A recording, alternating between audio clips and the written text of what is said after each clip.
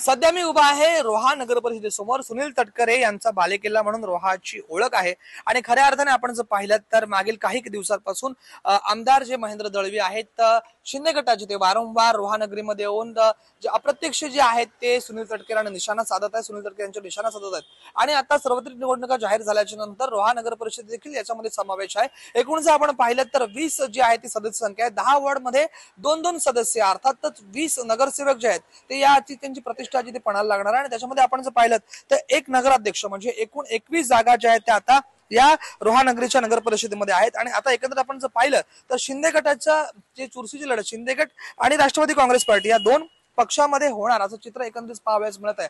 कारण का मागील कालावधीपासून आमदार महेंद्र दळवी असतील त्याचबरोबर भरत गोगावले असतील हे रोहा नगरीमध्ये येत आहेत आणि वारंवार सुनील तटकरे यांना अप्रत्यक्ष लक्ष करत आहेत। आता एकंदरीत या रोहा नगर परिषद भवितव्य रोहातील जनता ठरवणार आहे। नेमक्या या जागा आता कोणाकडे जात आहेत आणि याच्यामध्ये कोण विजयी होत आहे हे खरं पाहावं लागणार आहे। राज वैश्व पॉइंट मराठी रोहा रायगड।